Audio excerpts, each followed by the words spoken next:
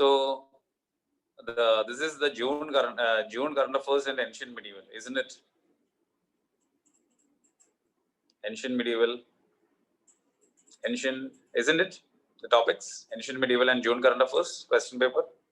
Can someone message me back?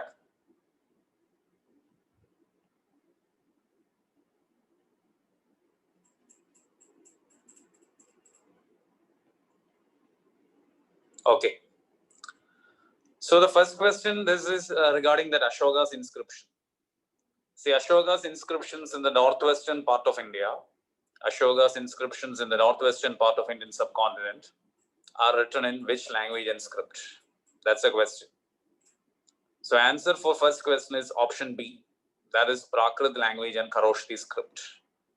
Prakrit language and Kharoshthi script. That's the answer.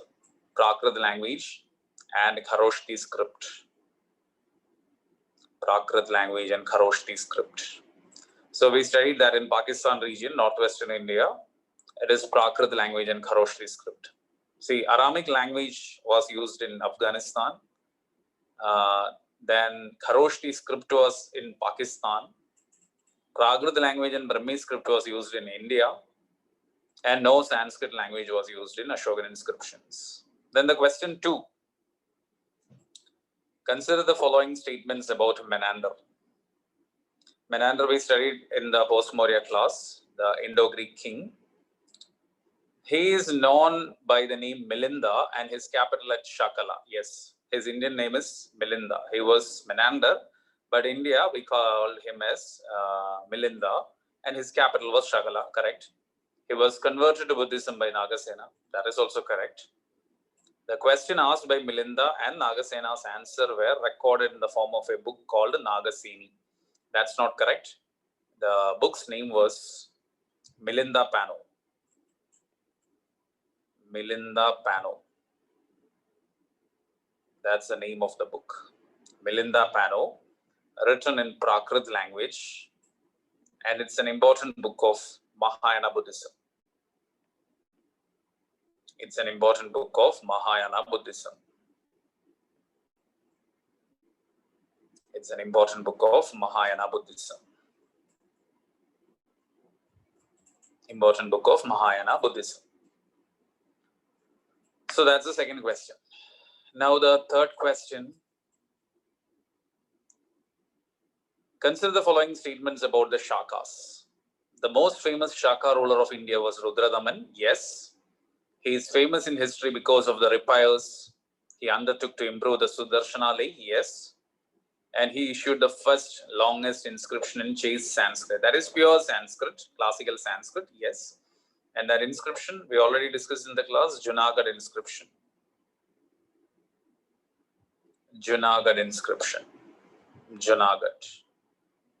Junagadh inscription. Then the fourth question. It is regarding the Mesolithic age. Consider the following statements. The Bhimbetka caves near Bhopal, famous for cave paintings. The Bhimbetka caves near Bhopal, famous for cave paintings. Yes, statement 1 is correct. Millets were supposed to be first cultivated crop by the Mesolithic farmers of South India. Yes, millet. Both the statements are correct. Then question number 5. Which of the following characterizes the people of Indus civilization? So this is a question about Indus Valley civilization and the features. They possessed great palaces and temples. No, we said that there was no palace, there was no temple. First statement is wrong. They worship both male and female deities. Yes, it is believed that Pashupati Shiva, a male deity, was worshipped. Then Mother Goddess was there. So male, female, it is believed that. They employed horse-drawn chariots in warfare. No horse, no warfare, no chariot. So statement 1 and 3 are wrong. So the answer is B, 2 only. 2 only is the correct answer. Then question number 6.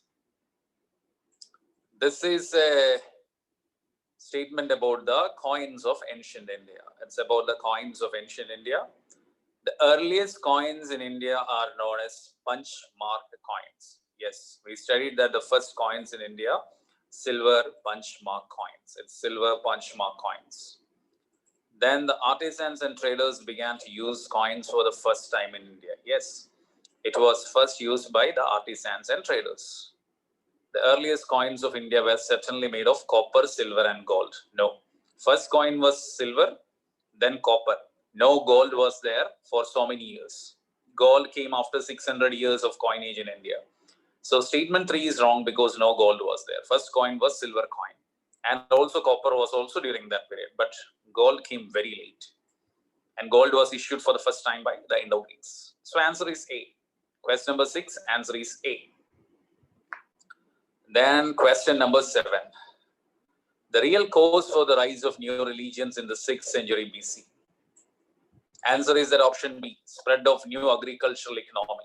Agricultural economy emerged and animal husbandry was the backbone of agriculture. And the Brahmanical religion, there was killings of animals for sacrifice that affected the agricultural sector. And that's why the new religions emerged as a protest against the killings of animals in the form of sacrifices. So that was the reason. So because of this reason, we can say that answer for the 7th question is option B, B for Bombay. Now the question number 8. Most of the Neolithic sites, consider the following statements about Neolithic age. Statement about Neolithic age. Most of the Neolithic sites were located along the river banks. Most of the Neolithic sites were located along the river banks. Yes, definitely agriculture was practiced. So automatically, most of the Neolithic sites were located along the river banks. Then next is 2. That is, Neolithic people produced great surplus. No, they never produced any surplus. They produced just what is enough for their survival. That's it. So option A is the answer. Then the 9th question, that is regarding the, consider the following statements regarding the Paleolithic man in India. Paleolithic man. Early men used to live in alluvial plains of Indus and Ganga. Now, in the class itself, I mentioned that Paleolithic sites were not seen in the alluvial plains of India. No Paleolithic sites in alluvial plains. So, first statement is wrong. Second statement, they used the script to write. No script, nothing was there by the Paleolithic man. Definitely, you can reject that. Second statement also rejected.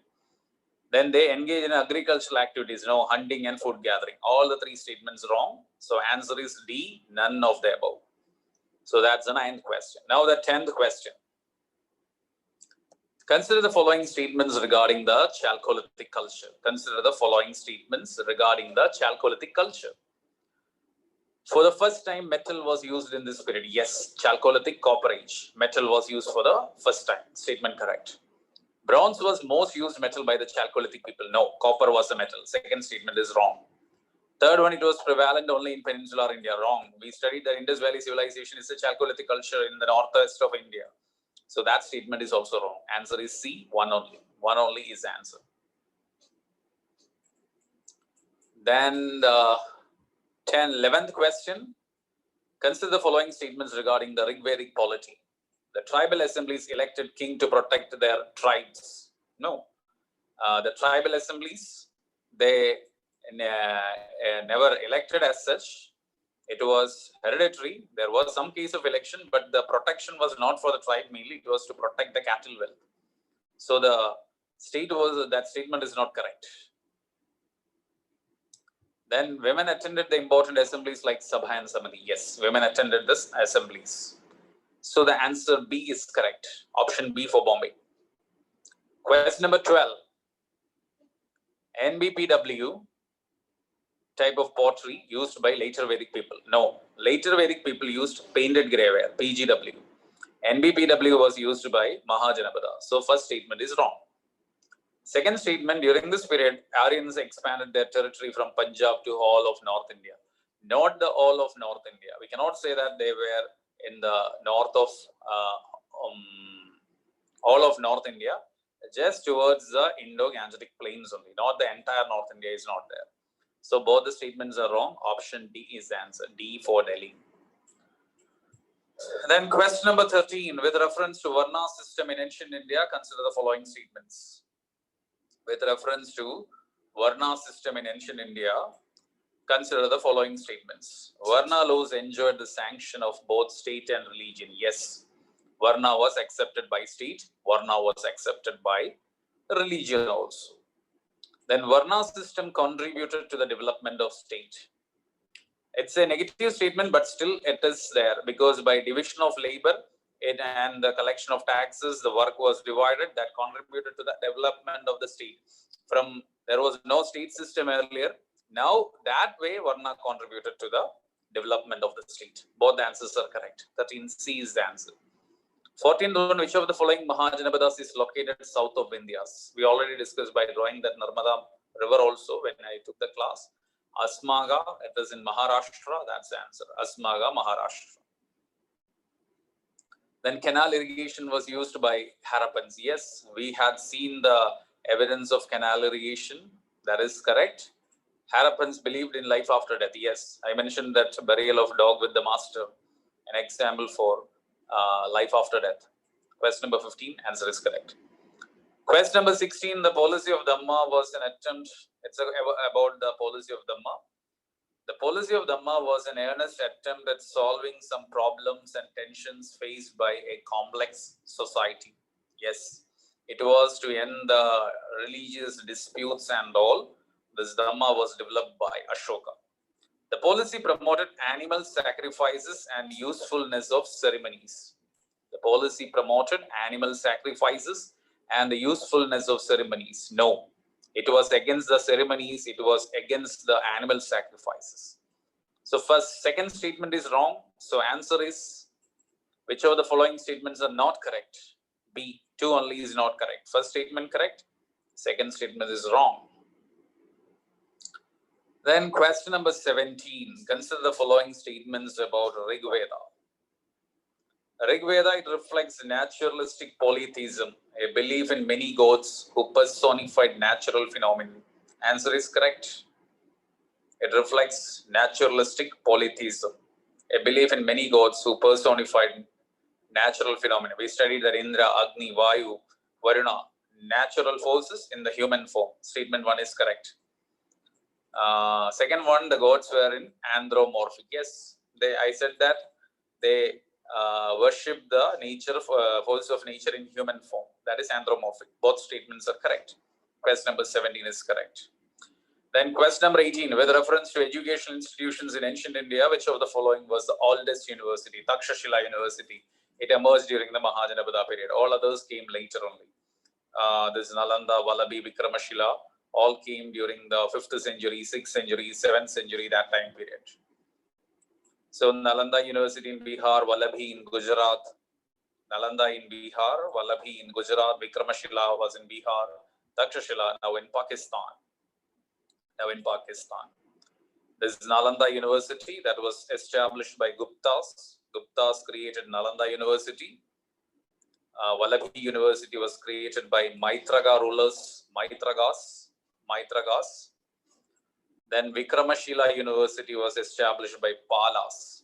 Pala kings established Vikramashila University. And Takshashila, we don't know exactly who created that Takshashila, but it is the oldest one. Okay. Then match the following regarding the Indus Valley. Okay, almost all the things we discussed in the class. Couple burial is in Lothal. We discussed that couple burial in Lothal. Fire altars, we discussed that is in Kalibangan.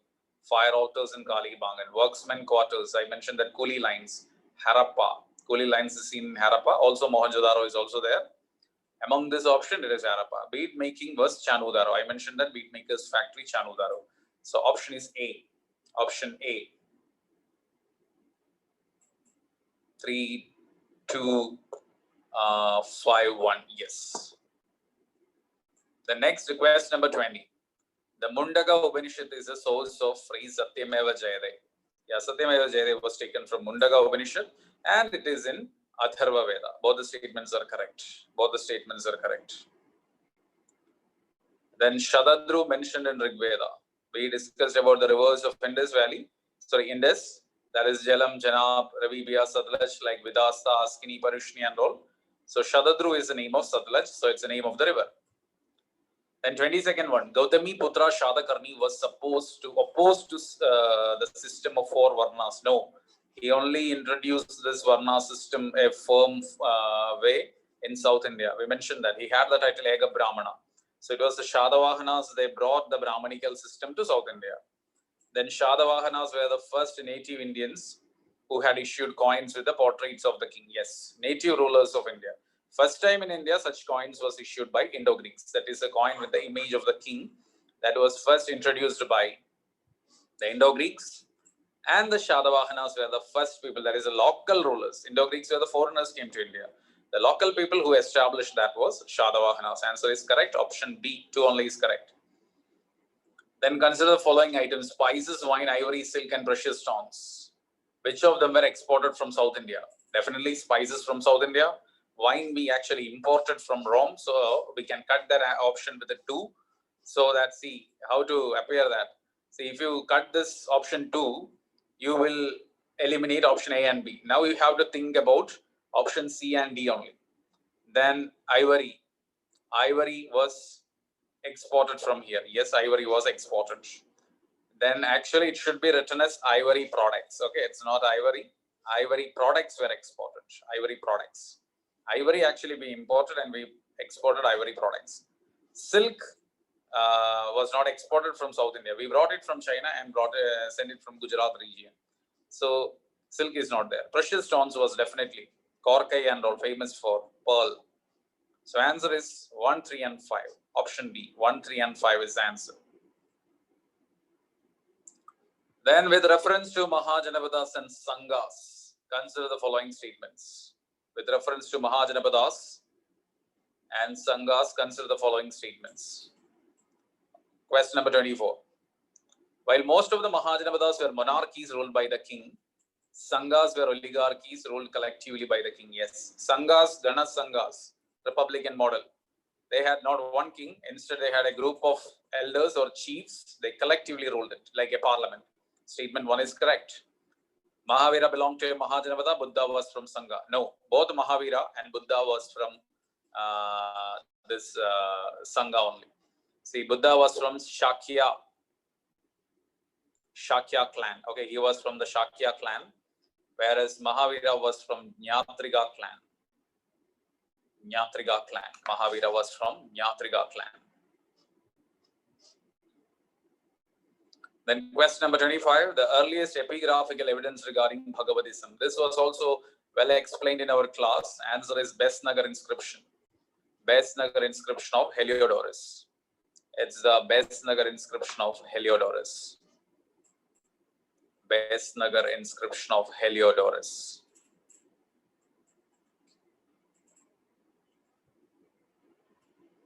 Then number 26. Agriculture was the principal occupation and introduced advanced methods of agriculture on a large scale. This is a question about the megalithic people. Option 1 is correct. Option 2, there is tank irrigation. Both are correct. 26 is C. 27th one, the name of the ports and the locations. Already we discussed in that map was made in the class. Barigasa is in Gujarat. Okay, Barigasa is in Gujarat, that is in the mouth of Narmada River. Option A is 4.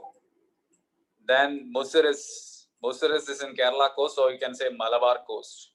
Sopara is in western coast, Maharashtra. And Camara is Pumpuhar, eastern coast of India. So answer is A, 4213. 4213 is the answer. 4213 is the answer. Then question number 28. Consider the following statements regarding the identification with the Shiva. Consider the following statements regarding the identification of Shiva represented in Harappa seal. I think we had shown that picture in the class. It is shown in the form of a linga. No. It is shown as a seated in yogic posture. Yes, the person was sitting in a yogic posture. It was surrounded by animals. We discussed as animals. There is buffalo, rhino, tiger, elephant, and antelopes. So many animals.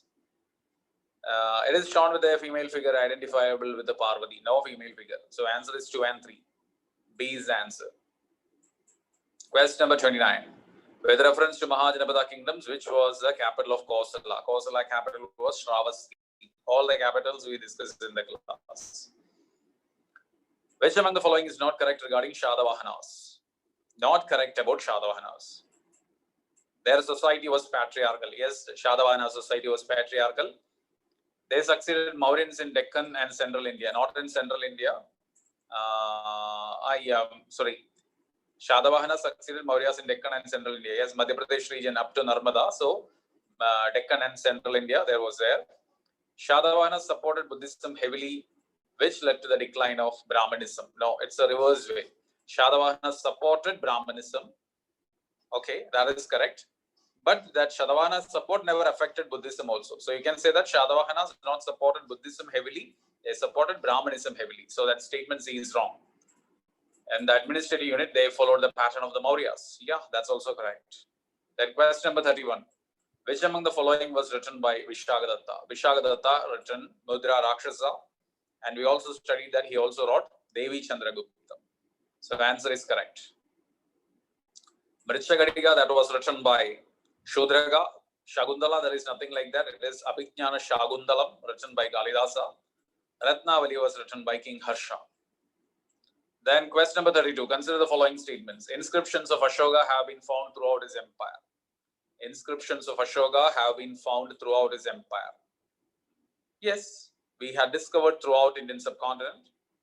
Then no archaeological evidence is found in the eastern part of India related to Mauryas. No. We discovered many in northeast, the eastern part of India. We had seen many evidences for Ashoka's things there. So answer A is correct. Question number 32.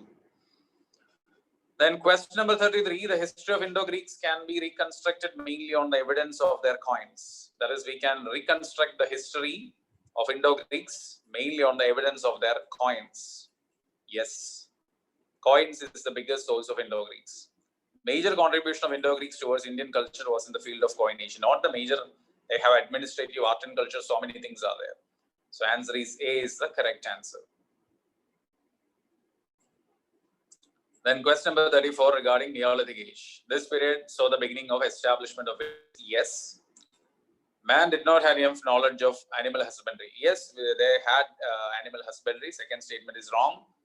Man had the knowledge of storing of surplus food. Yes, we studied that Neolithic age man started pottery. So answer is correct. So 1 and 3 correct. Then 35th one. Ghatyandra. Again, that is also we discussed Ghatyandra in the post-Mauryan agriculture. It's an irrigation device. Answer is correct. D is the answer. Then 36 terms and meaning. Urvara. Urvara is a land where you cultivate. Cultivable land. Urvara. Aranya is forest. Aranya meaning is forest. Hila is a barren land. And Dhanva, I explained that Dhanva is a desert. So that deserted zone, actually we consider that as a wasteland. So that's why Dhanva wasteland. You know that it should be desert correctly. 36 is correct. 36 answer is option D. 1, 2, 3 and 4. Then 37th one, which of the following were not known to Harappan people? Iron. We never discussed iron. We said that iron emerged only during the later Vedic period. That changed their life. So except for iron, all other things are correct. 37, it is B. 38th one, which of the following is written by Kalidasa? Mudra Rakshasa was written by Vishagadatta. Abhijnana Shagundalam written by Kalidasa. Answer is B. Harsha Jarida was written by Banabhatta. Priyadarshika was written by Harsha. Then 39th one, which of the following places Harappan culture is not encountered? Where we didn't see Harappan culture? See, even if you don't know Mitatal, Balakot and Rangpur, no issue, because we studied that Dhauli is in Odisha, where Ashoka's major rock edict is there. And you know that there is no IVC in Odisha. So you can just eliminate all other choice. You can just eliminate Dhauli from that because Dhauli is in Odisha. You know that because Ashoka's major rock edict in Dhauli. We clearly mentioned that in the class. So definitely you will get the answer. Even if you don't know Mitatal, Balakot and Rangpur, 39th one. The next, question number 40. Which of the following statements is not correct? Use of burnt bricks for the first time and the rise of towns in northeastern part of India were witnessed during Mauryan period. Yes. Eastern part of India, northeastern part of India, it was Mauryan period. Northwestern period only Indus Valley. Northeastern India had this development during the Maurya period. Kushana kings issued gold coins with a higher degree of purity. Yes, Kushana's They introduced coins with a higher degree of purity. Then Shatavahana started the practice of land grants. Yes, all the three statements are correct. So automatically fourth will be wrong. Harsha followed the same centralized administrative methods of Ashoka. No, Harsha's empire was very small and there was feudatories, feudalism, small Samandas, and that was the period. We mentioned that post-Mauryan, post-Gupta period was a period of decentralization, political disintegration. So option D is the answer here. Okay. Just a 5 minutes break.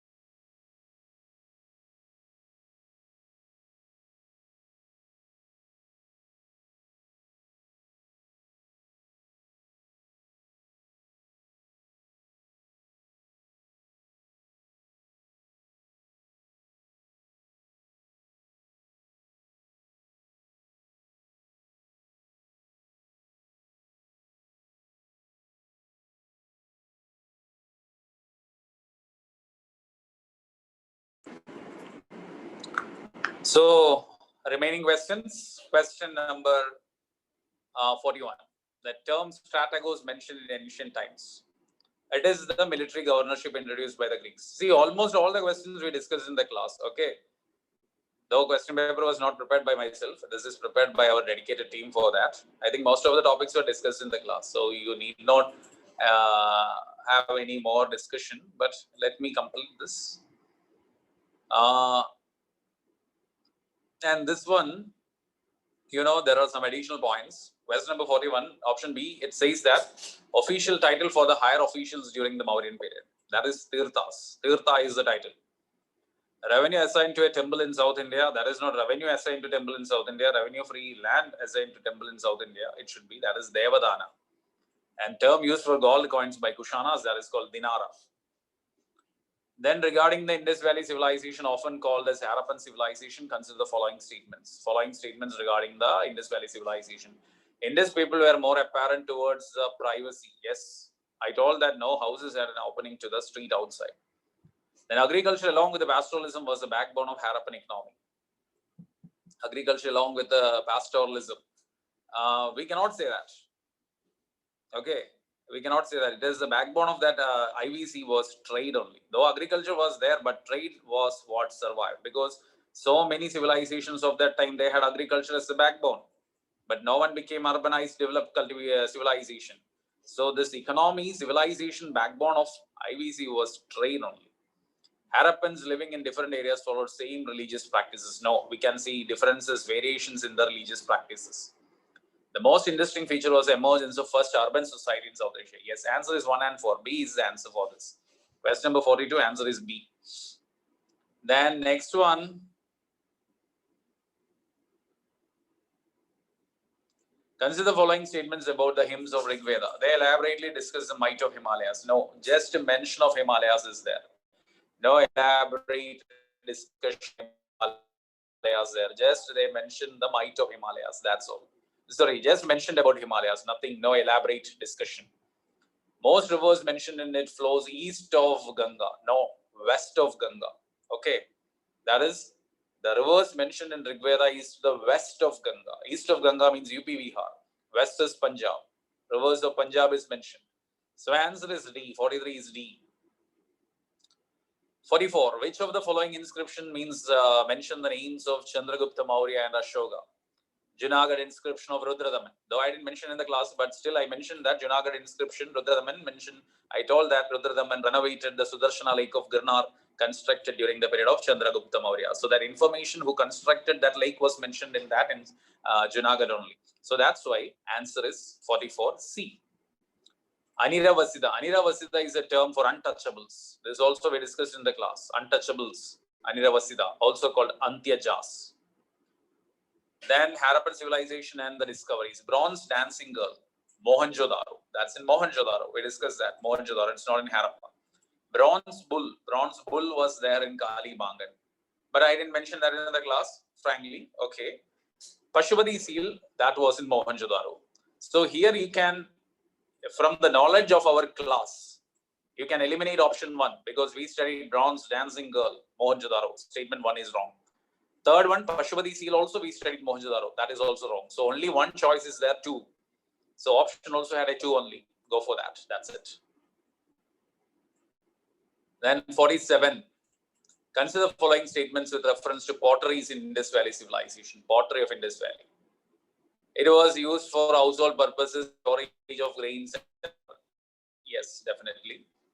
Most of the potteries that have been found are not fine and handmade in nature. Not handmade. Majority of them were wheel-made only, not handmade. Even in the first Neolithic stage itself, we had wheel-made pottery. Harappan pottery was also wheel-made, not handmade. Most of the potteries are polychrome in nature. Most of the potteries are polychrome in nature. Then trees, birds, animal figures, and geometrical patterns were the recurring themes of the paintings in pottery. Yes, that statement is correct. Option 1 and 4. 1 and 4, A is the option.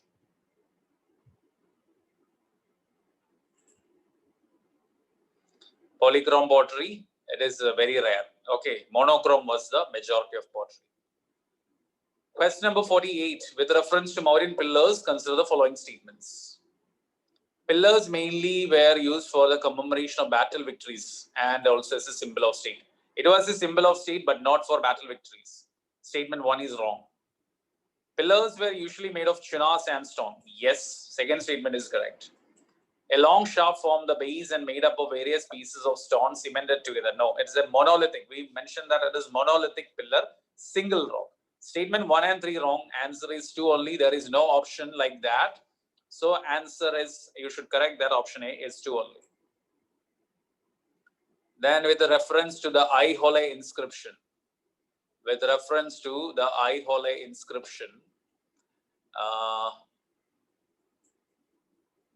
consider the following statement. Aihole inscription is South Indian Chalukya history that we didn't discuss in the class. We will see that later. But here the answer, the rock edicts reflects Ashoka's humanistic approach. No, nothing. It is not doing with Ashoka. It never mentions about Ashoka. That is wrong. First statement is wrong.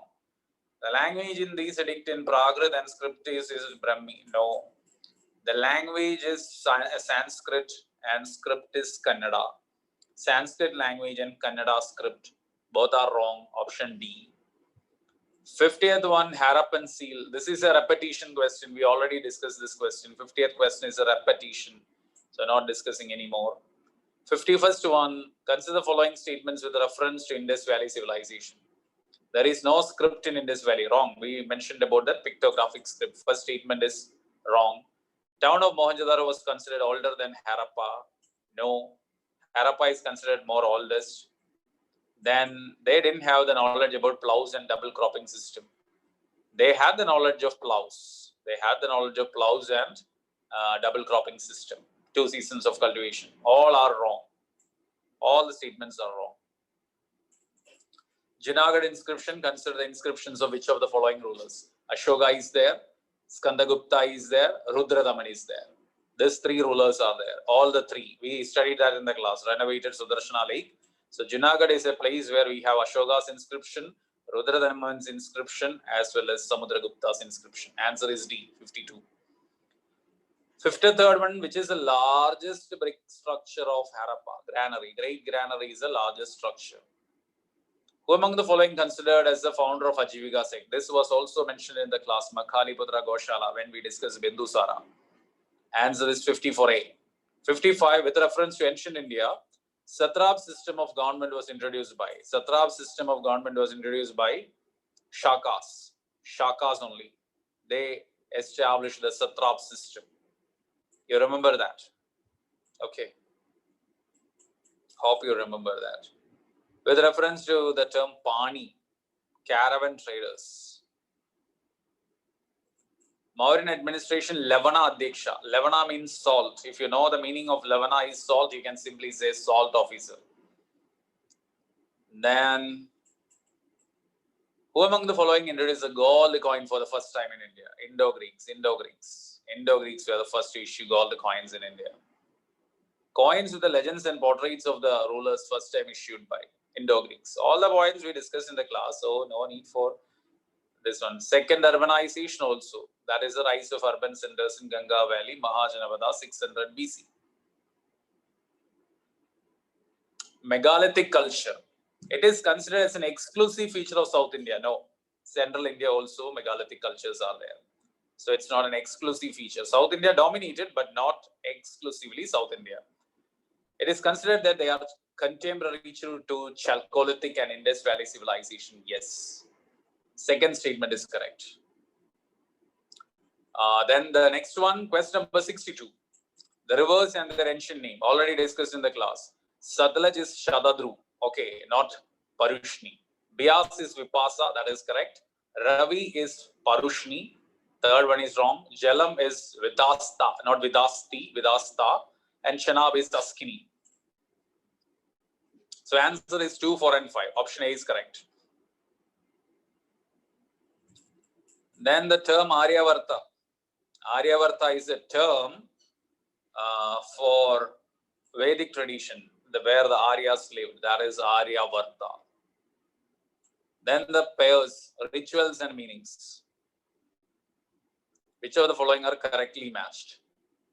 Answer is Narada Smriti Dharma Shastra. You know that Smriti books are Dharma Shastras, law book. Okay.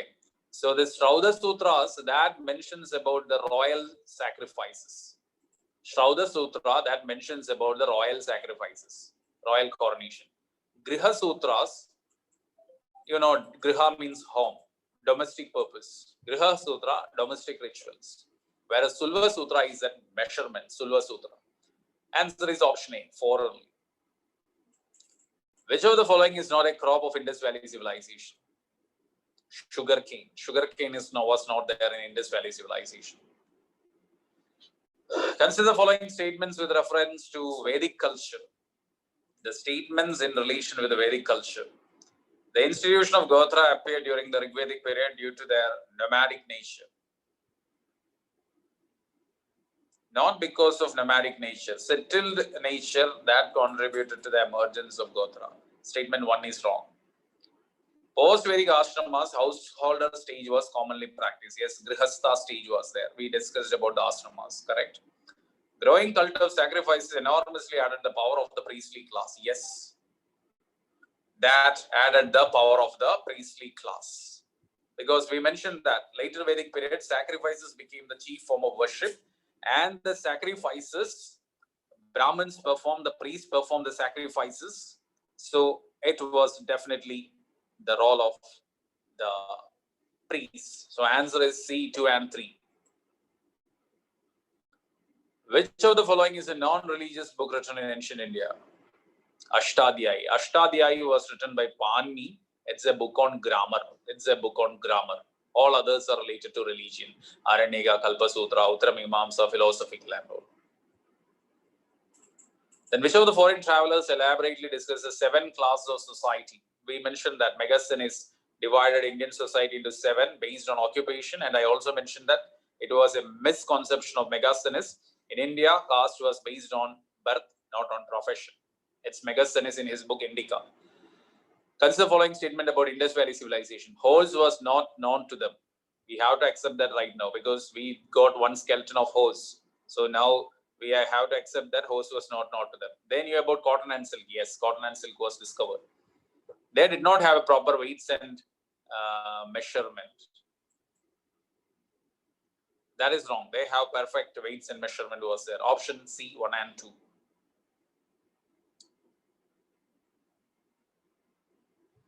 I think that's questions for history. That's over. I think this remaining will be taken by the faculty for current affairs. Bharati, can you hear me? Sir,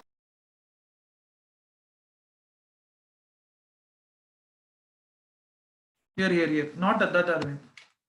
Arvind இருக்கீங்களா? Sir சொல்லுங்க sir. நான் record பண்ணி கொடுத்துறேன். Okay sir. பெருசு பண்ணிருக்கேனா but ஓகேங்களா? சரி. Sir எந்த question வரைக்கும் எழுதாரு? 70யா? சார் தெரியல சார். தெரியலையா? ஆமா சார். ஓகே விடுங்க. 70 ல இருந்து நான் எடுக்கிறேன். சரி ஓகே. ரெக்கார்ட் பண்ணி கொடுத்துறேன், நீங்க கொடுத்துருங்க. ஓகேங்களா? Okay sir. Okay. So, question number 70. State has more than 1,000 archaeological sites, and the culture is agriculture based. The folk dance of the state are Gangar, Jomar, Chati. We showcases the culture along with the folk music. It is a land of museums. It has more than 20 museums. It can also be known as the state of festival. The important aspects of the state is socializing in community involvement, respectful and wearing pagdi and sitting in chopal. The sitting in chopal is a keyword here. So the answer for this question is Haryana. So why this question is asked is like recently the Ministry of Tourism has organized Dekho Apna Desh. This is one of the tagline for improving the tourism in every part of the country. This Haryana Tourism Ministry has come up with the series of webinar in order to make some improvements in the tourism sector in Haryana after this COVID crisis, right? So that's why Haryana state is in current affairs, and the tourism sector is also in current affairs. That's why the question also mentions about 1,000 archaeological sites. It is saying about the folk dancers. It is saying about the culture of the society over there. Everything. Okay. So answer for the 70th question is B for Bombay, Haryana. Question number 71. Answer the following statements with respect to Galwan River. Galwan River flows from Ladakh.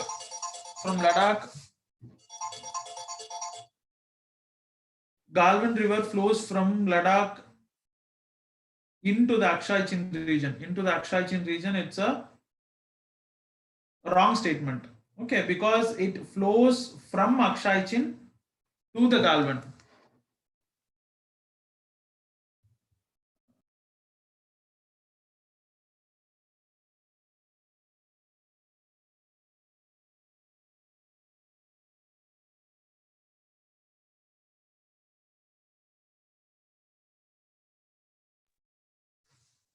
Yeah. So 71st question, consider the following statement with respect to Galwan River. Galwan River flows from Ladakh into the Aksai Chin. No, it starts from Aksai Chin and it goes into the Ladakh. So it is wrong.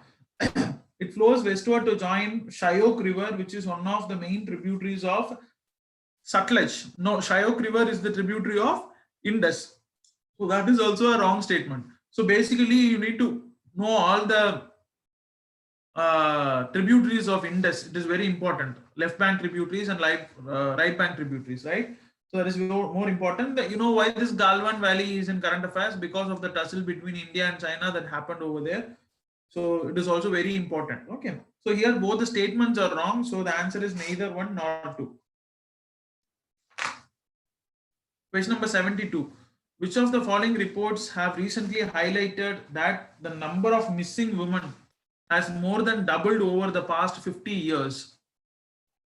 So the answer is D for Delhi, State of the Population Report. State of the Population Report. So what is the state of this population report? The state of this population report is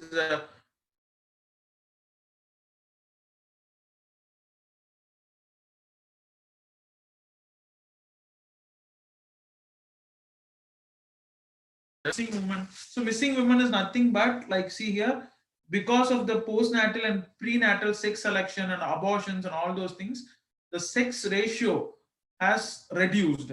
So because of the reduction in the sex ratio, so there will be a considerable reduction in the population of the women. So this is called missing women. Okay. So there is an increase in the count of the missing women recently. So that is why the report is more concerned about this missing women, and this is being published by United Nations Population Fund. The answer for 72nd question is D for Delhi.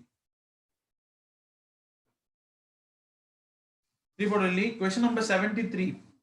Ministry of Environment and Forest has recently released a uniform framework for extended producer responsibility guidelines. Extended producer responsibility guidelines. With respect to the guidelines, consider the following statement. The guidelines released under the Solid Waste Management Rules 2016 suggest 3 different models to be adapted by the manufacturers, importers, brand owners to manage the plastic waste. See here, the entire statement is right. The only word which is wrong here, it is not Solid Waste Management Rule, it is Plastic Waste Management Rules of 2016. Okay, so they have differentiated 3 different models, that is manufacturing, imports, and brand owners. So basically, what is this extended producer responsibility is that, so previously the users are responsible, the consumers are responsible to recycle or dispose the plastic materials. So now the responsibility is put on the manufacturers. In case of manufacturers, if I am producing for this, for example, if I am producing the sanitizer bottle, the sanitizer bottle is made of plastic. So it is my responsibility to dispose this product, okay, after the usage. And importers, for example, if I'm importing some products from abroad, so the importer has to take the responsibility of disposing the waste. At the same time, brand owners, so everyone, the responsibility is shifting from the consumers to the brand owners. Okay, brand owners or manufacturers or importers, whatever it might be. So the first statement is wrong because it should be plastic waste management rules of 2016. Second statement, it's establish a national producer responsibility organization advisory committee, which will be a national authority to govern the plastic waste management. Yes, that is true. That is true. So what is this plastic waste management rules of 2016? So there are certain changes that were come up with this amendment. So some of the important amendments we need to know about it. The first thing is that phasing out of multi-layered plastics. They wanted to phase out the multi-layered plastics, which is more harmful. Second thing is that a central registration system. There will be a central registration system for the registration of the producers, importers, and the brand owners. So if there is a central registration system, we need to track them. So that is more important. Then the centralized registration system will be evolved by CPCB, that is Central Pollution Control Board. Okay.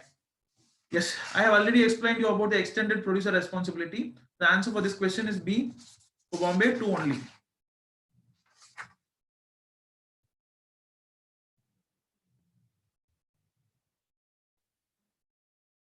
Question number 74. Which of the following is not correct with respect to Challenger Deep? So it's the deepest known location in the Earth's ocean. Yes, it's true. The question is not correct, right? The question wants a not correct statement. It is located in the Pacific Ocean at the Mariana Trench. Yes, it's true. Mariana Trench, where the Challenger Deep is present, is located at the divergent plate margin. So where will these trenches be there? Trenches will be present in the convergent plate margin. So we have 3 types of plate margins, right? We have divergent plate margin, convergent plate margin, and transform plate margin. So in convergent plate margins, one plate and other plate will collide. So very good example is the Indian plate colliding with the Eurasian plate. So you have divergent plate margin. You can see this divergent plate margin in Atlantic Ocean, in Pacific Ocean. In these places, you can see divergent plate margin. When 2 plates are colliding each other, they tend to bend or they tend to rise. So these are all the 2 possible outcomes of this convergent plate margin. So for example, if you take Indian plate which is colliding with the Eurasian plate, because of the collide, Himalaya has come into picture. So near the Himalayas, at the downside of the Himalayas, you can see a bend that is called Gangetic Plain, filled with the sediments got by the Himalayan rivers. Okay, so trenches are largely present in the convergent plate margin. So you know about divergent plate margin, and this transform plate margin is present only in some places. You can take this near California. You have this San Andreas fault, right? That is a transform plate margin. And transform plate margin, the plates will move laterally like this. There will be no destruction of the plate or new material or new plate is formed. Nothing will happen. Just a lateral movement will be there. Okay. So here for 74th question. So since it is mentioned as divergent plate margin, it's a wrong statement. So it should be convergent plate boundary. So the answer is C. C for Chennai. Question number 75. Consider the following statement with respect to near Earth object, NEO. These are comets and asteroids that have been nudged by the gravitational attraction of nearby planets into orbits that allow them to enter the Earth's neighborhood. Yes, it's true. Yes, it's true. So what is this nearby? See, near Earth orbit will be like, so sometimes this near Earth orbit will come in contact with the Earth also. So in this near Earth orbit only, this comets and asteroids will be rotating around the Earth or revolving around the Earth or any other planet it might be. When this near Earth orbit touches the Earth, sometime it collides or the path of the orbit touches the Earth or some other planet. That's why we can see some asteroids will come into the Earth's surface. You can see some news that asteroids have fallen in this place in America, in Russia, or something like that. Even in India sometimes. So that happens because of the orbit of the near Earth orbit sometimes clashes with the Earth's orbit. It can happen. Okay. Then it is composed mostly of water ice with embedded dust particles. Yes, it's true. Okay. So what is this near Earth orbit? So NASA defines this near Earth orbit as a comets and asteroids nudged by the gravitational attraction of the nearby planets into orbits that allows them to enter the Earth's neighborhood. Are you understanding this? So every time that will not happen, but sometimes that will allow this near Earth orbit will allow the asteroids and meteoroids to come into the Earth's or the some other planets.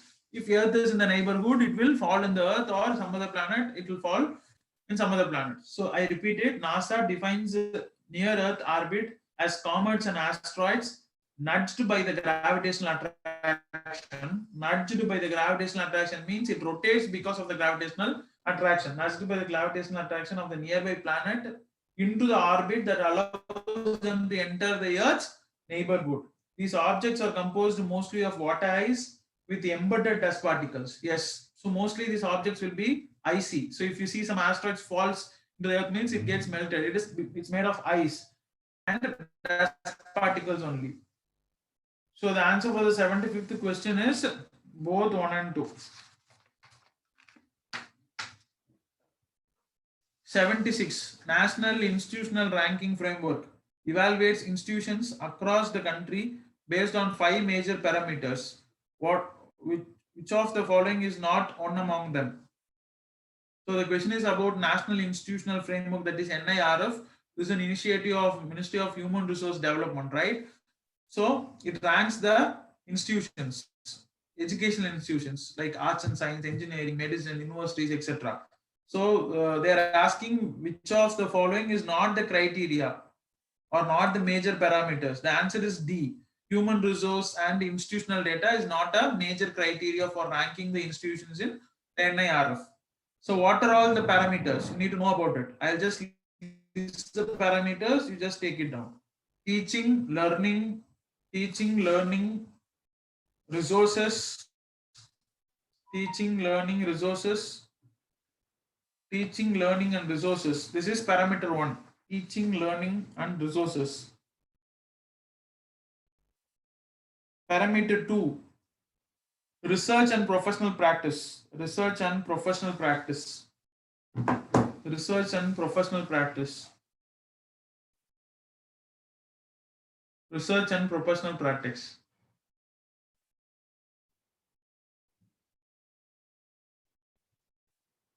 Research and professional practice. Then graduation outcomes. Graduation outcomes. Outreach and inclusivity. Outreach and inclusivity. Then peer perception. These are all the major parameters.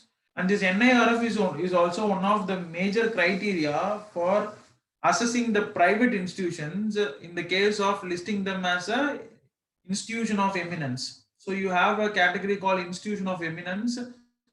So this institution of eminence will get a lot of funding from the government, and they will be having lots of autonomy to have their own syllabus, to have tie-up with the foreign institutions, etc. Right? So this NIRF ranking is one of the major criteria for assessing the performances of the private institution and making them as a institution of eminence. Are you getting my point? Yes, this is about 76 questions. The answer is D for Delhi.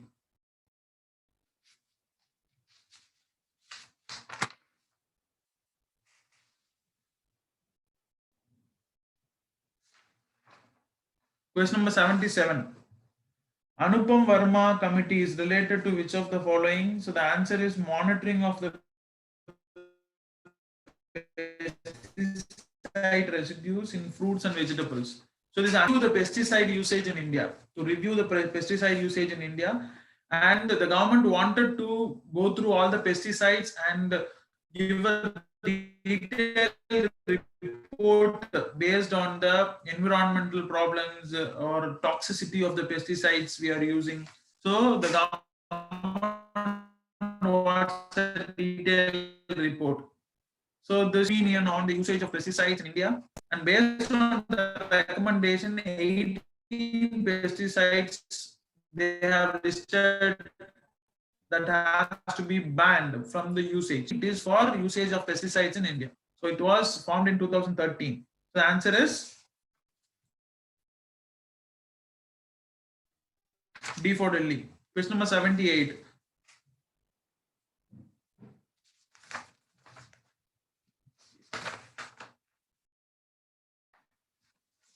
Question number 78. A working group constituted under SEBI has recently released a report proposing the contours for a social stock exchange. A working group constituted under SEBI has recently released a report proposing the contours of social stock exchange statements. A social stock exchange is an electronic fundraising platform where grassroots structures like Gram Panchayats and Panchayat Samitis would be allowed to list and help them raise various kinds of capital. So, see, this social stock exchange is not going to allow the Gram Panchayats and Panchayat Samitis to raise funds. It's going to allow the non-profit organizations and the organizations working for the social service. Are you getting my point? See here, this social stock exchange is a platform that allows the investors to buy the shares in social enterprises. Social enterprises, not the word social enterprises, is no way connected with the Panchayats and Panchayat Samitis. Are you getting my point? So the first statement is wrong. The idea of this social stock exchange in India was proposed in the budget 2019-20, and India is the first country to establish social stock exchange. No. So yes, it was proposed in the budget 2019-20, but this is not the first. India is not the first country to do it. So already Canada is doing it, France is doing it, many developed countries are doing it. So now India wants to replicate those models in India. So basically, there is a very less investment on social service sectors. So what are all the problems we face for the investment is, right? People don't have trust in investing in the social service sector. They worry about the returns they will get. Okay, because of that, so only the government cannot spend for the social service sector, provided the huge size of the country and the huge population it has, and number of poor people and lots of social services are to be done. So only the government cannot do it. There should be some private participation in order to attain the goals, right? So the government has come up with this social stock exchange. It will work like the normal exchanges, right? BSE or NSE. Okay. Yes, it will be regulated by SEBI. It will be regulated by SEBI. The answer for 78th question is neither one nor two. Question number 79. How did debt resolution process in Companies Act 2013 different from the Insolvency and Bankruptcy Code, that is IBC 2016? So there is the question is regarding comparing the Companies Act of 2013 with the Insolvency and Bankruptcy Code of 2016. In IBC, creditors are not classified, whereas in Companies Act, the creditors are classified into operational and financial creditors. See here, if you don't know about IBC also, with the logic you can arrive at the solution for this question. See here, in IBC, creditors are not classified, whereas in Companies Act, creditors are classified. See here, a new version is coming, which is replacing the older version. So it will be more better than the older version. Logic. So in Companies Act, we didn't have the classification of the creditors. So we have all the creditors in the same pocket. But here in IBC, they are classifying the creditors based on the stress, based on the stressed asset or the time period, the quality of the stressed asset or whatever it might be. So the statement is wrong. It is given in a swapped manner. So that's wrong. Unlike the IBC, which is based on the debtor in possession model of insolvency resolution, the process under the Companies Act is premised on the creditor in control model. Again, it is wrong. So IBC is coming up with the creditor in control model. What is this creditor in control model? So basically, in the Companies Act, the debtor in possession model is followed. Okay, I am getting a credit from some organization. I am using it for the business, right? So if my business is not going well, I will not be able to repay the money to the company or the bank which has given money to me to start the business or to run the business, whatever it might be. So basically, if I'm not doing well, not returning or giving the interest properly or returning the amount, it becomes a stressed asset. So in that case, my company or my assets can be seized by the bank or the organization which gave money to me. So in the earlier Companies Act, the debtor will decide whether to give the whether to give me property or to liquidate my property or not. So now, because of this debtor in possession model, there is a rise in the stress desert. Okay. So in order to overcome this, the creditor in control model has come. For example, I have given some money to a business company to start the business or to run the business. They are not repaying the money. Then I have the right to get his possessions and take my money. So that is possession model. So in the fear of losing their business, in fear of losing their money properly, or he will do the business properly, rather to say. So this is the model. So the second statement is also wrong. So it will be neither one nor two. Answer for 79 question is neither one nor two. Question 80. Consider the following statement with respect to India-Nepal relations. Under the India-Nepal Treaty, Friendship Treaty of 1950, the Nepalese citizens have enjoyed unparalleled advantage in India, availing facilities at par with Indian citizens. Yes, so we don't have visa system, open border is there. We even have a regiment called Gurkha regiment in our army. So many facilities were given. Yes, that's true. Second statement, both the countries have been deeply engaged in the regional and sub-regional frameworks of SAARC, BIMSTEC and BBIN. Yes, true. Nepal shares its border with Indian states of Sikkim, Assam, Bihar, Uttar Pradesh and Uttarakhand. So that's a wrong statement. Nepal didn't share any border with the Indian state of Assam. Okay. So you need to know like which are all the states which share border with Nepal. It's Sikkim, Bihar, Uttar Pradesh and Uttarakhand. You need to eliminate Assam. So the third statement is wrong. The answer will be 1 and 2 only. Question number 81. Consider the following statement with respect to Ahom kingdom. Sukapa found this Ahom kingdom that ruled Assam for nearly 6 centuries. Sukapa is known for sectarian conflicts that prevailed after the formation of the kingdom in Brahmaputra Valley. No, Sukapa was not a sectarian, has not did any sectarian politics. He wanted the Ahom kingdom to be within India only. He is not a sectarian also. Ahom accepted Hindu religion and Assam language. See, Ahom is having a different religion and it has a different language.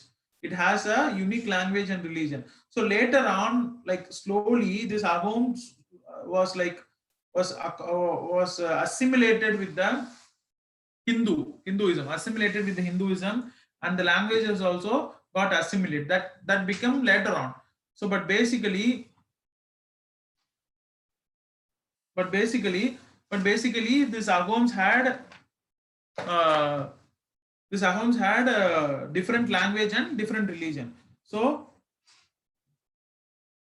second statement is wrong because he didn't follow any sectarian politics. So that second statement is also wrong. Third statement is also wrong. The question is for not correct. So the answer is 2 and 3 only.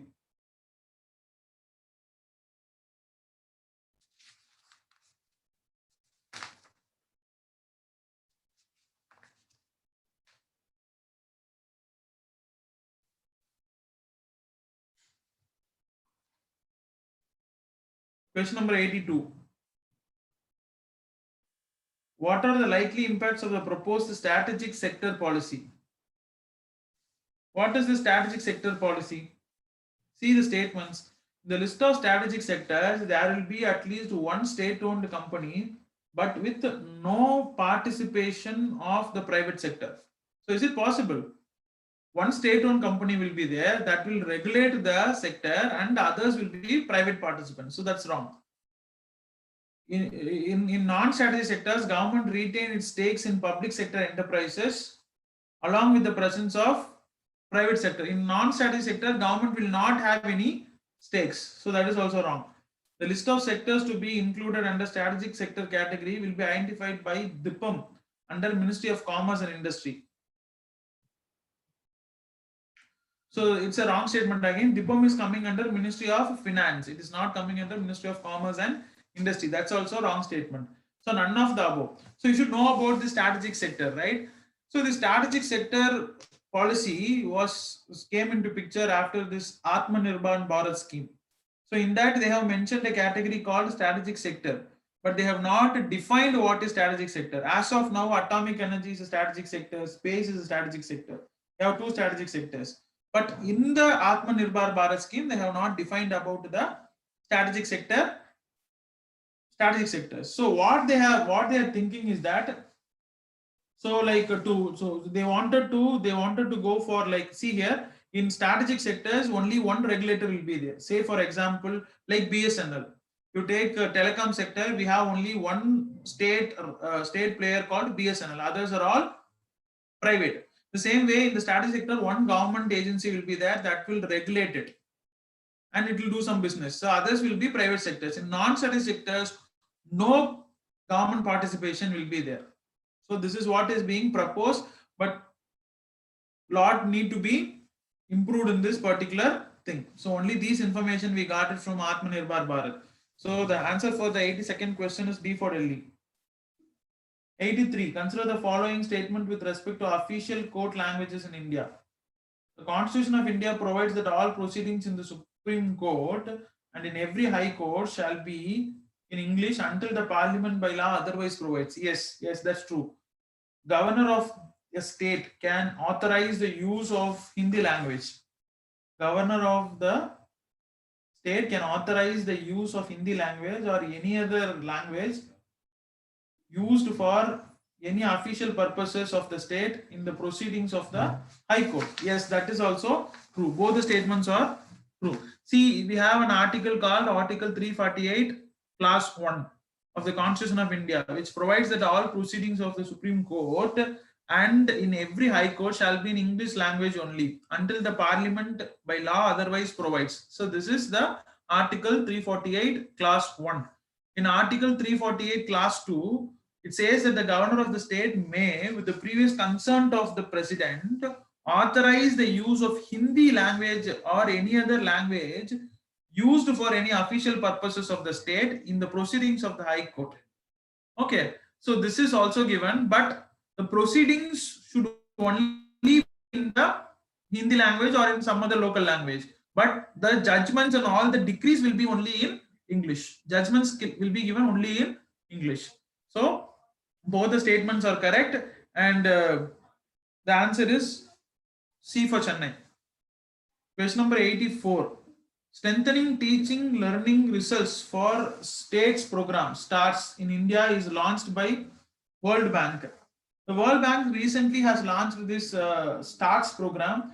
It has also given 500 million for this program in order to improve the quality of governance in the school education. Okay, so some additional kind of, like, what are all the aims of this STARS program is that, number one, it has a vision of education for all. It has a vision of education for all, right? Then it addresses the specific demands of the students and the teachers, attention to the students who are all from vulnerable sections, okay, and changing the trends in the jobs and equipping the teachers will the qualities with the changing nature of the education. For example, now we are doing all the education in online, so the technical qualification should also be there for the teachers to handle the classes. So it is going to address all the problems in the education sector. So it is a World Bank funded program. Okay. The answer for the 84th question is C, World Bank. 85. Which of the following are the applications of LIDAR? What is the full form for the LIDAR? Is light detection and ranging, LIDAR. So see the applications. First statement says create the 3D evaluation map of a particular land. Second statement, LIDAR can detect pollutant particles for carbon dioxide, sulfur dioxide and methane. LIDAR can capture the structure of the building. Yes, all the statements are correct. So the answer is D for Delhi. So what is this LIDAR? How it is used? What are all the applications? These things you need to know.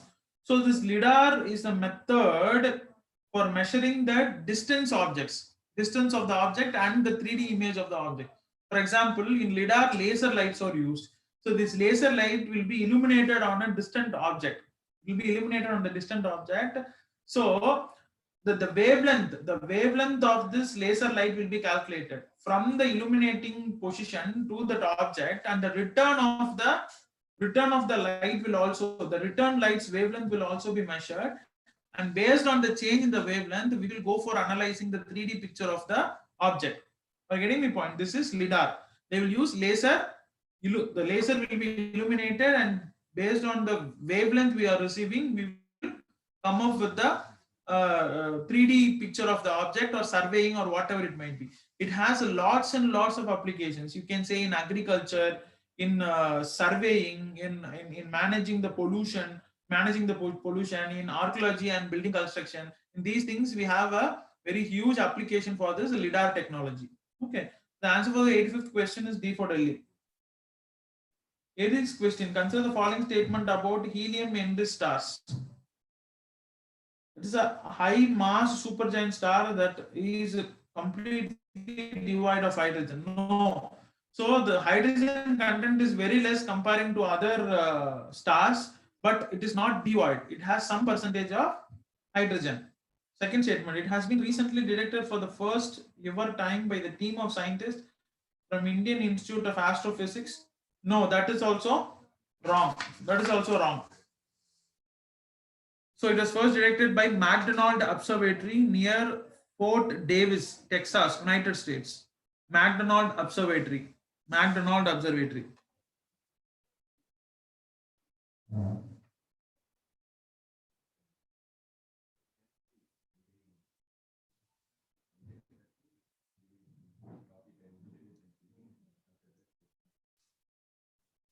Yep. So the answer for the 86th question is neither one nor two. So both the statements are wrong.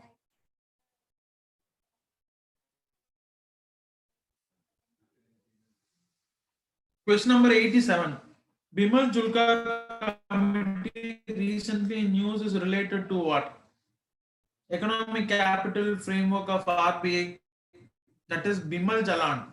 Okay. Recapitalization of RRB, no. To review the safety of banned fixed dose combination, no. So all the statements are wrong. So the answer is none of the above. This Bimal Julka committee was framed in order to revamp the film media, which is coming under Ministry of Information and Broadcasting, to rationalize the film media. So it has given lots and lots of recommendations to rationalize the film media. So what are all the recommendations? For example, they wanted to come up with a National Film Development Corporation. They wanted a different children's film society. So these are all some recommendations given by the committee. And this committee also suggested for an umbrella configuration with 4 broad verticals under which the institution should work. For example, festivals, production, heritage, and knowledge. Are you getting my point? So these are all the 4 broad verticals in which this committee is going to work.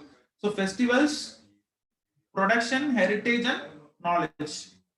So answer for this question is none of the above. D for Delhi.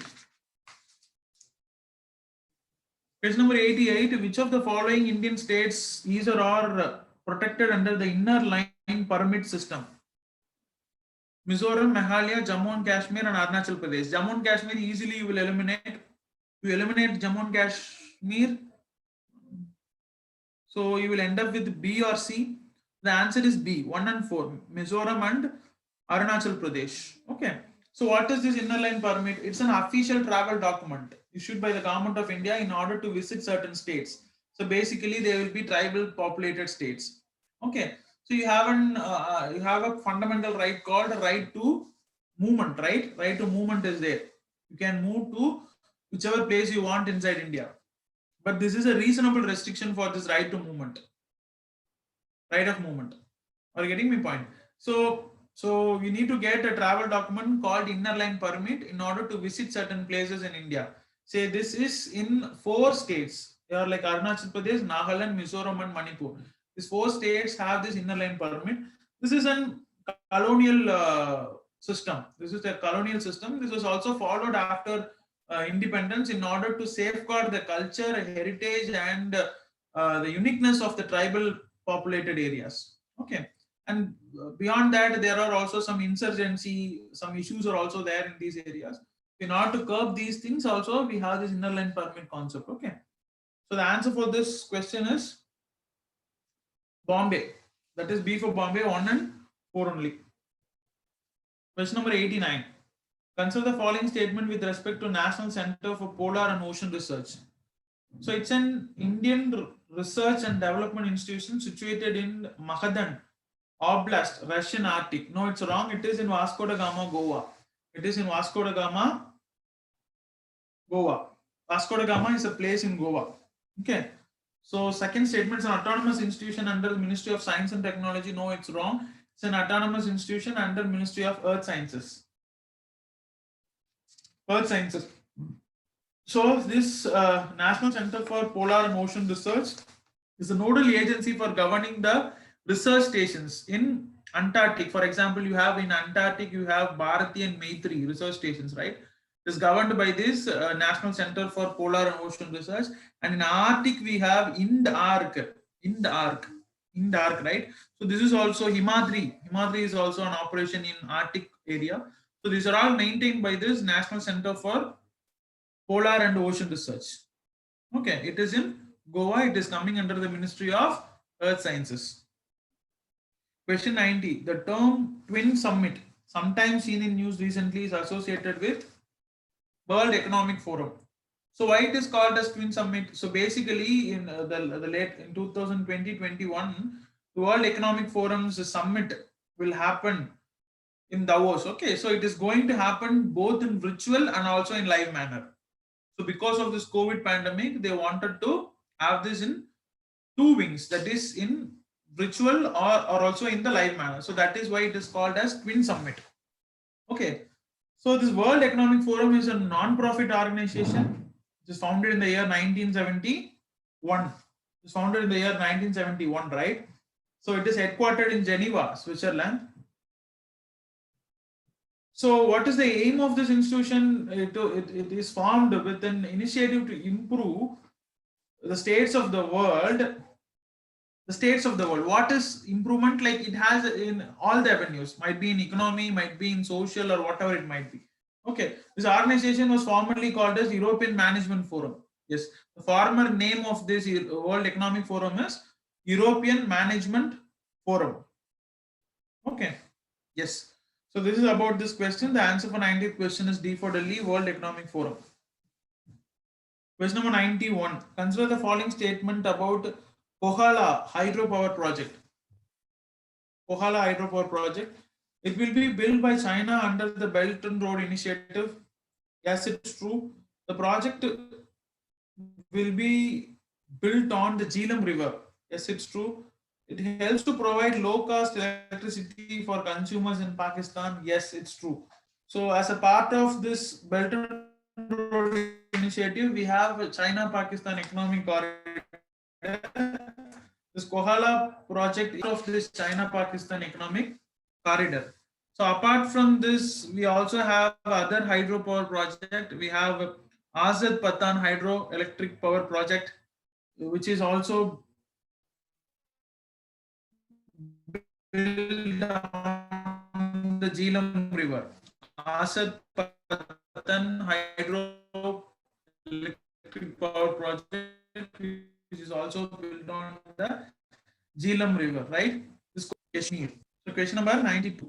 Consider the following statements with respect to MPORT group of secretaries, which was approved by the cabinet recently. First statement, the group aims to provide support and facilitation to investors for investing in India and to boost growth in key sectors of the economy. Boost growth in the key sectors of the economy. So what is this? Yes, we will see. Second statement, it would be chaired by the Union Home Minister and convened by the Cabinet Secretary. So question, the group aims to provide support and facilitation to investors. Yes, the first statement is correct. Second statement is wrong because it is not chaired by Union Home Minister. It is chaired by Cabinet Secretary only. Okay, so what is the purpose of this empowered group of secretaries is that to bring synergies, to bring coordination and ensure timely clearance for the projects from different ministries. For example, if I am coming up, I am an investor, I want to do some business means, so I need to get clearance from different ministries, say from Commerce Ministry, from Home Ministry, from Environment Ministry, or whatever it might be. Are you getting my point? So, like, yeah, economic, sorry, revenue department or whatever it might be. So, like, in order to make the doing business easy, to improve the ease of doing business and to reduce the lead time, this empowered group of secretaries were formed. So this will help in reducing the time in which the business people can get the permission from the different departments, so that the ease of doing business will improve. Are you getting my point? So basically, what is the importance of this is to attract the investment, to attract the investments, to facilitate the top investors, to evaluate the investments, okay, and to improve the ease of doing business. So these are all the aim of this empowered group of secretaries. So this empowered group of secretaries will be chaired by cabinet secretary. Will be chaired by cabinet secretary. So who are all the members? Or CEO of Niti Aayog will be the member. Secretary for the Department of Promotion of Industry and Internal Trade. Secretary Department of Commerce. Secretary Department of Revenue. Secretary Department of Economic Affairs, and Secretary of the department concerned with that particular business or investment. So they will be the members and will be headed by the cabinet secretary. So the answer for the 9th question is A, on only.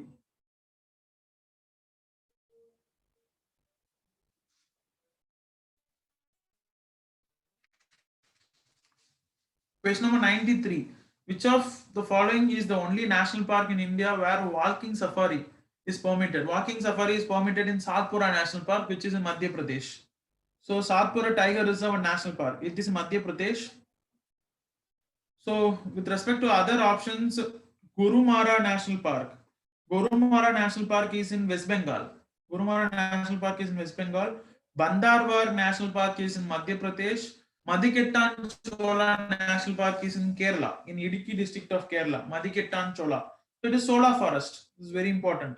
Temperate grassland in tropical forest. It's a very world famous temperate grasslands in tropical forest. So go and study about this Madikettan Chola or Sola forest. It's very interesting. Okay, a lot of research is going on how in between a tropical forest, a temperate grassland is present. So it's a miracle. So it's a miracle of nature. Let's go and study about it. So the answer for the 93rd question is A. A for Ahmedabad. Question number 94. Operation Desert Chase, sometimes seen in news recently, is related to which of the following? It is related with anti-espionage. So the Operation Desert Chase was the name given to an anti-espionage operation started by the military intelligence the early 2019 to arrest the two men in the from Rajasthan who has revealed some military informations to Pakistan's ISI. Under like they are arrested under Official Secrets Act of 1923. So this Official Secrets Act is one of the important act you need to know. Like it's crime to tell about the secrets of the government to other organizations or the other country. So like in RTA also there are section 3 and 5 which deals with you can even deny information as per section 3 and 5 of the RTA if it is coming under the Official Secrets Act. You're getting my point? Official Secrets Act of 1923. So yes. So this question is regarding anti-espionage. Question number 94. Question number 95. Consider the following statements about a airborne rescue pod for isolated transportation. ARPIT. It is shortly called as ARPIT, Airborne Rescue Pod for Isolation Transportation. First statement says that this pod will be utilized for the evacuation of critical patients with infectious diseases including COVID-19 from high altitude areas, isolated and remote places. So basically, in order to help or evacuate the people from high altitude areas, this ARPIT was designed, right? So the first statement is correct. Only indigenous materials have been used to fabricate this pod. Yes, that is also correct. It is designed by Indian Air Force. It utilizes high efficiency particulate air filter, that is H13 class filters, and supports invasive ventilations using transport ventilators. Yes, all the statements are correct.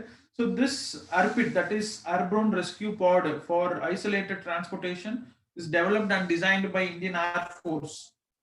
Okay, so this was actually this pod is utilized for evacuating the critical patients who are affected by infectious diseases, which include COVID-19 also, from high altitude areas. Okay. So as I've already said, it is indigenously fabricated and designed by Indian Air Force. So it uses this high efficiency particulate air, that is HEPA, that is shortly called as H13 class air filters, in order that the infection is not spreading to other people. It also has facilities like ventilators also. Okay, so the answer for this question is D for Delhi. Question number 96. Consider the following statement with respect to Agridex.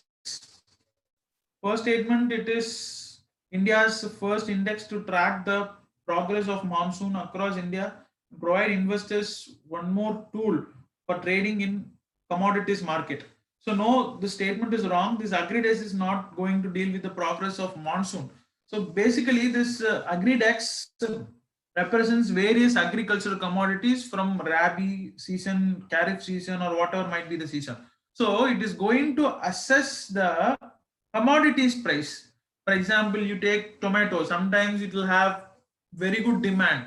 Sometimes the price of this tomato will reduce a lot. So that's why we have a tomato, potato, and onion TOP project is also there, right? In order to Operation Greens, a project called Operation Greens is also there to stabilize the price of onion, potato, and tomato. So likewise, in order to stabilize the prices, in order to check the prices, for example, if you take stock exchanges, right, you can assess, or you can think about like whether the share will rise or fall, like by seeing the share market, right? By assessing the share market.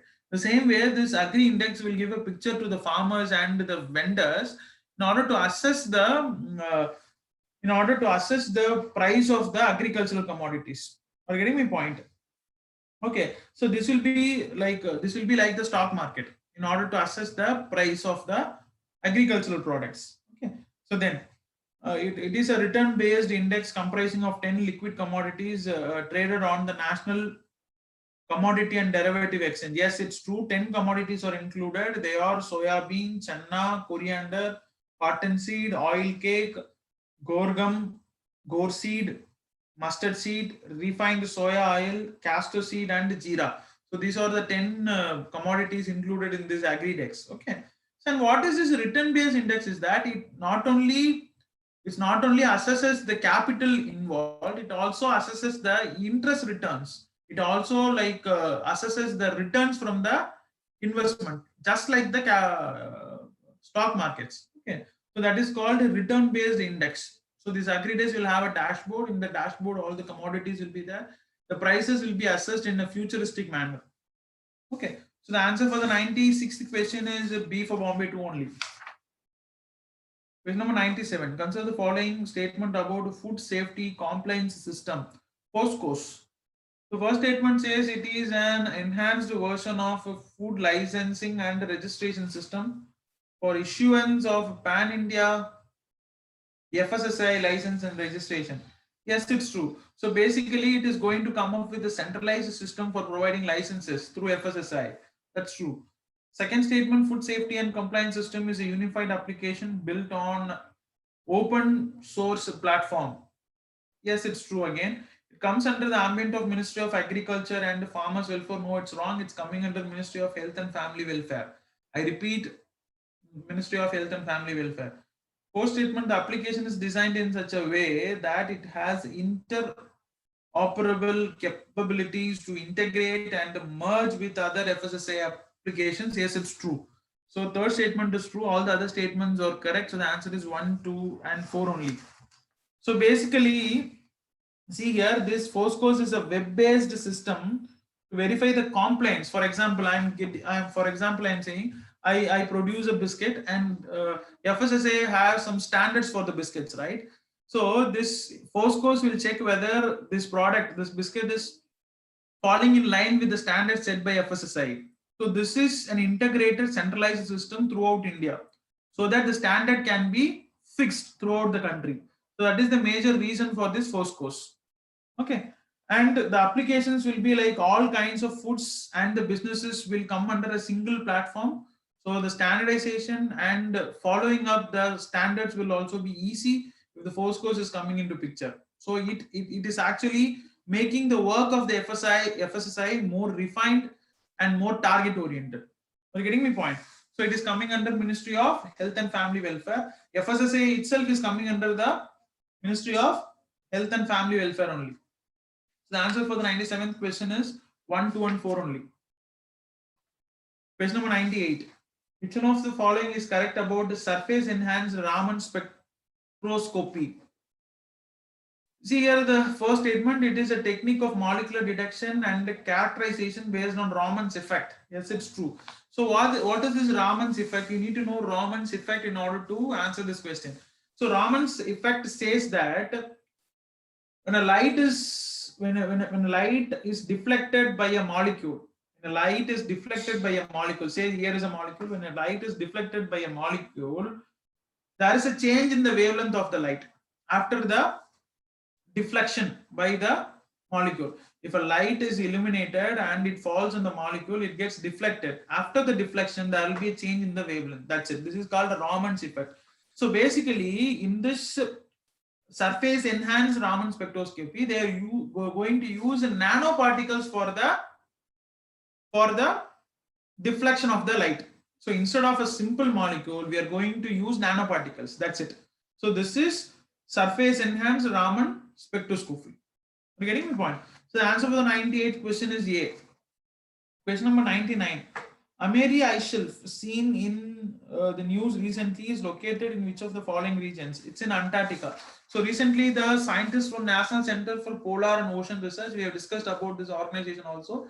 It is in Vasco da Gama, Goa, and this is coming under Ministry of Earth Sciences, right? So they have assessed that this Ameri ice shelf is melting, and there is an expansion in the or increase in the Ameri ice shelf because of the climate change. So that is why it is in current affairs. This Ameri ice shelf is in Antarctica. Question 100 and the last question. Consider the following statement with respect to line of actual control and line of control. First statement, line of control is delineated on a map signed by both armies and has the international sanctity of a legal agreement. See, this line of control doesn't have line of control has the international sanctity, because see here you may think that it is an imaginary line. It is just a line which separates the borders. It's not an international border, but it has an international sanctity because we have an agreement called Simla Agreement, so in which both the sides have signed, and they have signed that they will abide with the line of control. So that statement is correct only. It has an international sanctity, but it's not an international border, but it has some international sanctity. Second statement, line of actual control, LAC, is only a concept. It is not agreed upon by two countries, neither delineated on a map or demarcated on the ground. Yes, so that is why we face a lot of difficulty in Indo-China border. Every time we see incursions or insurgency by the Chinese army, and we don't have a defined border also. That's why they come by mistake. Sometimes they come inside the Indian borders, or on their own they also come inside the Indian borders, right? So this line of actual control doesn't have any agreements, doesn't have any legal sanctity, and it is an imaginary line. Yes, that is correct. That's why we face a lot of difficulty in Indo-China border rather than in Indo-Pakistan border. You're getting my point? So both the statements are correct. Both the statements are correct. So the answer is C for Chennai, both 1 and 2. So we have discussed the current affairs part. Thanks for listening the discussion. Thank you. Arvind? Indarvind. Arvind?